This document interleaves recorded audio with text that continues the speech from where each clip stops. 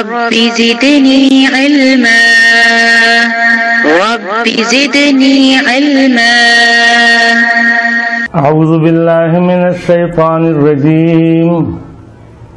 بسم الله الرحمن الرحيم. ومن يؤت الحكمة فقد أوتي خيرا كثيرا. صدق الله مولانا العظيم. محترم اوریدونکو او ناظرینو، نن من کوشش کوو چې ستاسو مخامخ د تیمم متعلق سو خبرې بیان کړو. تیمم د الله د احساناتو نه یو احسان دی. نبی علیہ الصلوۃ والسلام فرمایي د الله پاک په احساناتو کې موږ سره یو احسان دی چې موږ لپاره تیمم نعمت راکړه او ځمکه موږ لپاره ټول جمعات وګرځوله. کوم ځای کې چې د موز وخت راشي او جمعات نه وي، نو هر ځای چې وي هلته موز په ځمکه باندې په هر ځای کې کېږي، مخصوص ځای شرط نه دی. او دغه رنګه که د اوبو په استعمال باندې سړی قادر نه وي، یا اوبه د ښار نه لرې وي، یا د یو میل دو میلو په فاصله باندې وي او هغې ته رسایي ممکنه نه وي، یا سړی مریض وي او د اوبو په استعمال باندې قادر نه وي، او ډاکټر ماهر ډاکټر ورته ویلي چې د اوبو نه به پرهیز کې، یا مثال په حالت د جنابت کې وي سړی او دی وایي که زه د اوبو باندې لامبم نو سخته یخني ده او د یخنۍ د وجې نه به هسې نه زه هلاک نشم، مرض مې زیات نشي. د الله پاک د دې احسان او د دې نعمت الله پاک اجازت کو علماء کرام مو فرمایل چې دا لپاره تیمم جایز دی، تیمم دی وکړي. تیمم په څه باندې کېږي او څنګه دی تیمم؟ نو تیمم چې کوم دی ضربتانې کتاب لیکي چې دا ضربه دی، دوه ضربه دی.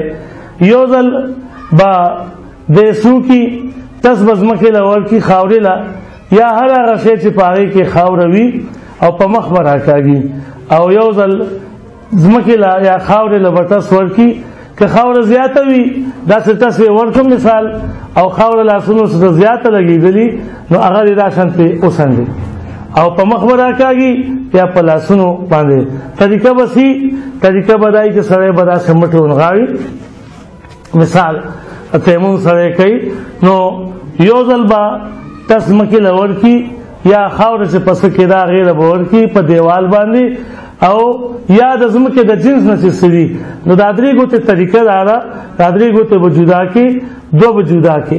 دا درې ګوتې به دلته دا کوم ځای کې چې دا ویښته ټوکېږي دلته به کېږدي، او دا لاس به داسې طریقه باندې کېږدي او په دې مخ باندې به داسې راکاږي.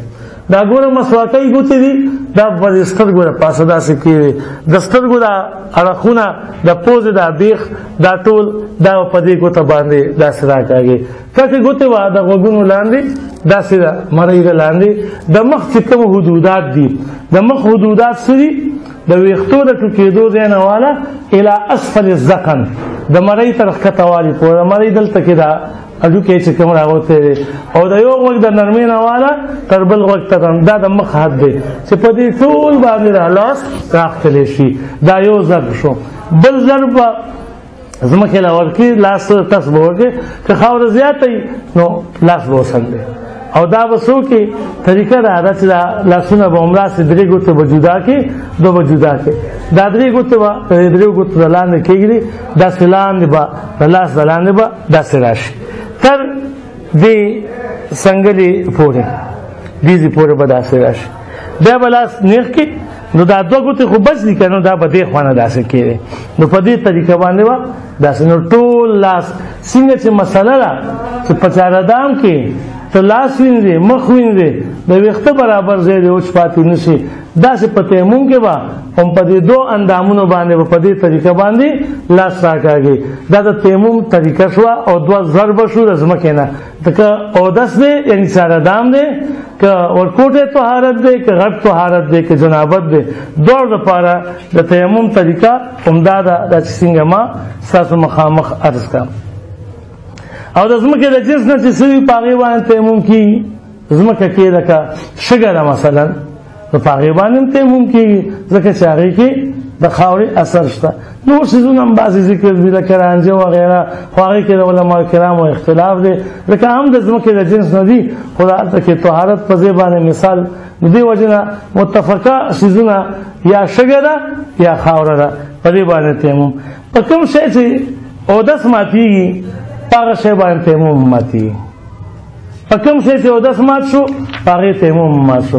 البته یو خبره بله ده که چا په دې وجه تیمم کړی و چې ده ته اوبه نه میلاوېدې لکه بجلۍ 2 ورځې وشوې چې نشته پته نشته چې اوبه راځي او که نه راځي او دې کې اچانک بجلي راغله او تا په تیمم کولو او مزد کولو نو چې اوبه راغې نو د اوبو رویت لیدل او د هغې په استعمال باندې قدرت دیم تیمم مات کو.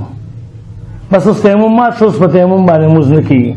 بهرحال دا د تیمم متعلق څو خبرې اترې وي. مسافر سره هغه هم همدغه رنګې که د اوبو په استعمال قادر نه وي دی تیمم کولی شي. د دې نه علاوه بعضې موقع داسې دي چې هلته اگر که اوبه وي نو تیمم دی کولی شي. مثلا جنازه ده او جنازه راغله نو جنازه خو ځان له کېږي نه اودس نه یې کړی نو په داسې صورت کې دی د زر تیمم وکړي او جنازې سره دی شامل شي. د اختر مونځ دی ده نه کېږي دی وایي که زه اودس کوم ما نه د اختر مونځ کېږي دی تیمم وکړي او د اختر مونځ کې شامل شي ځکه چې د دې قضا نشته ځان له کېږي نه جنازه ځان له کېږي او نه د اختر مونځ. د جمعې مونځ دی دی وایي زه خو که اودس کوم د جمعې مونځ رانه کېږي نو په دې صورت کې به بیا دی تیمم نه کوي دی به اودس کوي دی به ځان له بیا د ماسپښین مونځ کوي. د جمعې مونځ دپاره تیمم نشته یا هر هغه شی چې د هغې قایم مقام دی دی وایي که زه اودس کوم ما نه جمع مونځ وي لاړ دې شي ځان له مونځ کېږي دی وایي زه اودس کوم د جمعې مونځ رانه کېږي ودې شي ځان له د هغې قایم مقام شته. بهرحال د تیمم متعلق دا څو خبرې اترې ما عرض کې الله دې زموږ د ټولو حامی و ناصر شي او خدای دې موږ د په دې آسان دین باندې د عمل کولو توفیق راکړي او موږ د خدای ټول د مونځ اودس پابند وګرځوي. وصلی الله علی النبي الکریم.